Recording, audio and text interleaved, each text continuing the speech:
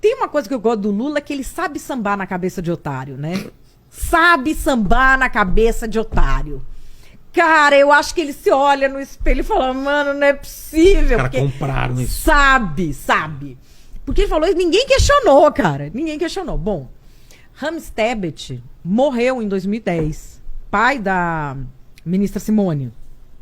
Quando ele morreu, ela era prefeita de Três Lagoas, a cidade dela. O enterro dele foi lá e o Lula foi ao enterro. No velório, o Lula contou outra história da caneta. Falando. Da mesma caneta. Qual que é a história que ele contou?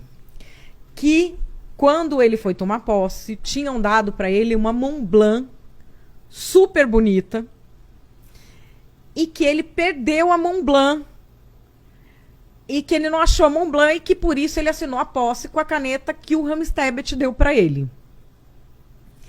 Agora, na nova posse, a mesma caneta. Qual a história que o Lula conta? Que um eleitor no Piauí deu uma caneta para ele em 1989 Tá. e disse para ele, um dia você vai ser presidente, eu quero que você assine com esta caneta. Boa história. Muito boa história também. E que ele tinha perdido esta caneta, que era da posse de 2003.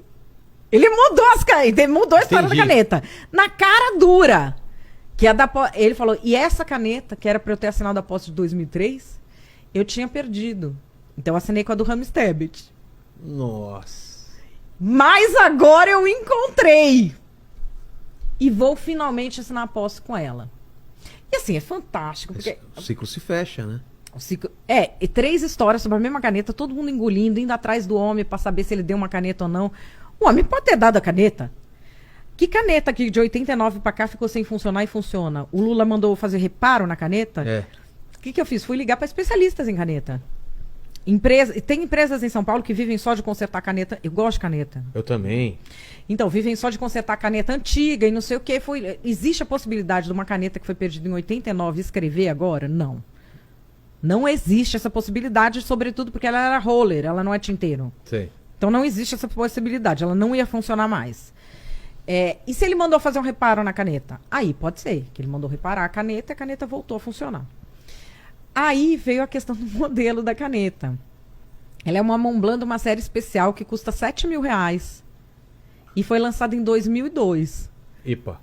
Então assim, além do cara ser um operário milionário no viajante Piauí, do tempo. ele era um viajante do Cara, tempo. que... Temos a prova de viagem do tempo e a galera perdendo tempo discutindo Viagem do tempo. Aí, das histórias todas da caneta, Cara, o que parece mais... Não, eu tô abalado com a...